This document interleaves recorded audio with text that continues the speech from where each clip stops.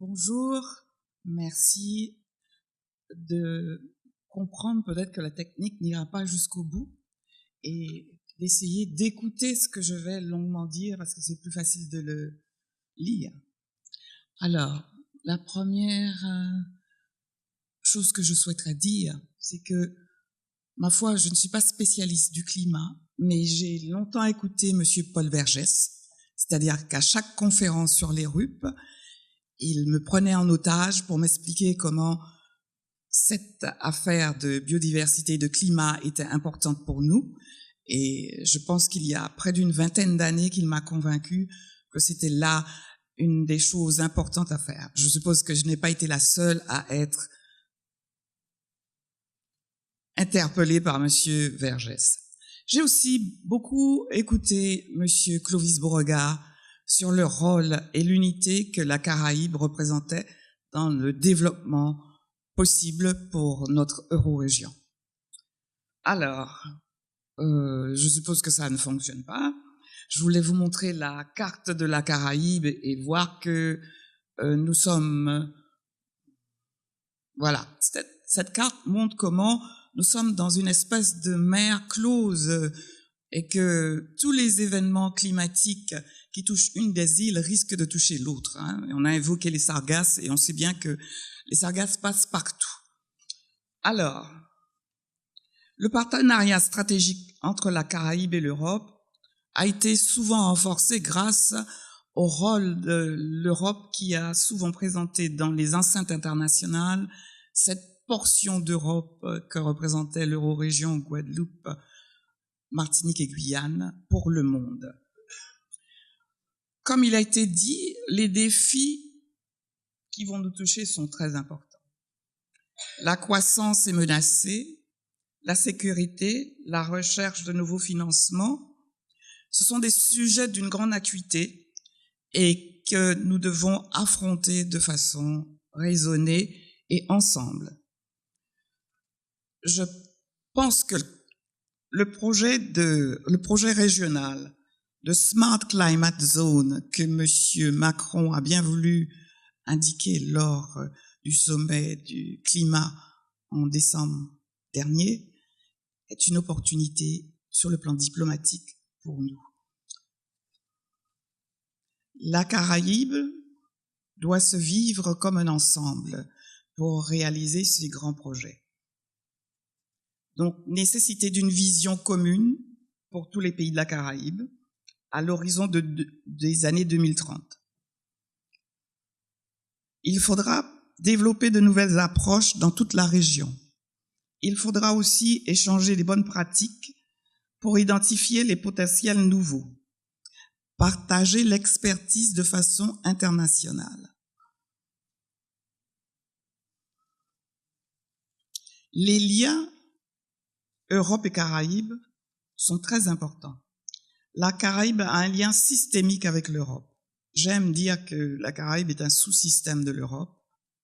Certains n'aiment pas le terme de sous-système, mais la Caraïbe fonctionne parce que l'Europe a décidé d'y mettre du monde, de faire que nous existions, puisque Dieu dans sa grande bonté, avait décidé que seuls les Caraïbes se promenaient gentiment dans cette zone et qu'il n'y avait personne de façon fixe dans un développement comme celui celui que nous connaissons aujourd'hui. D'où la responsabilité de l'Europe en tant que bien. Les nouvelles tendances. Donc, les gouvernements de la région doivent pouvoir être reconnus de façon coordonnée pour que leur économie fonctionne efficacement. Le Brexit risque de créer de nouvelles possibilités, mais aussi de nouvelles difficultés. Les nouvelles logiques du post-Cotonou nous interpellent aussi, puisqu'elles veulent que cette région Caraïbe devienne un pilier régional, donc une nouvelle tendance à fonctionner de façon régionale. D'où l'importance donc de la coopération, ce qui est un phénomène essentiel pour le développement de la zone. Alors, l'intégration régionale et zonale doit être favorisée. Les deux principales institutions d'intégration de la zone Caraïbe, comme le CARICOM et l'OECS, ont accepté de faire participer à leurs travaux à des non-États comme la Guadeloupe ou déjà la Martinique, ce qui montre que les relations internationales dans la zone sont en train d'évoluer et elles deviennent quelque chose qui est original pour le monde entier. Il s'agit aussi d'élever la conscience de la caribéanité dans tous les secteurs de la vie dans nos régions. Le rôle de la société civile est important, le rôle de l'université l'est aussi. Le secteur privé, bien sûr, doit s'ouvrir à de nouvelles dispositions pour que ce soit avantageux au niveau de la croissance de pouvoir avoir des économies complémentaires. Bien sûr, les transports, eux aussi, sont importants pour pouvoir définir des liens qui sont à nouer.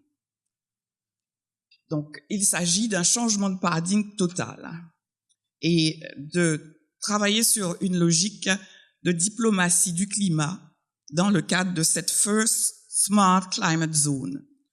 Comme la COP 21 et ensuite le sommet du climat ont introduit cette notion que nous étions cette première zone climatique qui doit être un élément de référence pour le reste du monde. Ce qui introduit pour tous les secteurs du développement économique de nos pays de nouveaux investissements et de nouvelles voies pour le développer. Ces nouveaux modes de financement sont indiqués dans les 12 éléments du sommet du climat de décembre 2017. L'Europe a défini un projet qui est celui des Smart Islands, qui permet aux îles d'avoir un développement spécifique qui ouvre sur leur spécificité de petites îles. Les Nations Unies ont aussi reconnu au niveau international cette possibilité d'être spécifique en tant que petits États insulaires. Donc, j'avais quelques images pour vous montrer les dégâts des cyclones précédents qui viennent de se passer, pour vous montrer que ces dégâts sont considérables et impliquent que l'agriculture, les infrastructures et le mode de construction soient repensés. Donc, dans l'Eurorégion Caraïbe que nous sommes, nous avons un rôle d'appeler, comme l'avait demandé à l'époque M. Clovis Beauregard, un regard spécifique sur cette zone lors des traités de Lomé. Monsieur Beauregard avait joué un rôle important pour que toute la Caraïbe soit intégrée aux diplomaties et au financement européen. Il s'agit aujourd'hui, à cause du Brexit, à cause des problèmes climatiques, que l'Europe prenne en considération une nouvelle diplomatie climatique pour cette eurozone Caraïbe.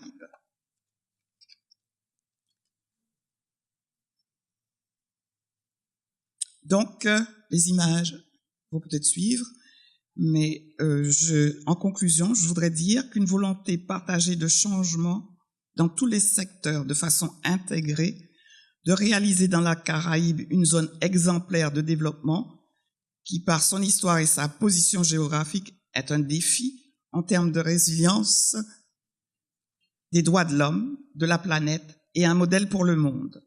Je vous remercie de m'avoir écouté et j'espère que ce colloque portera tous ses fruits. Merci.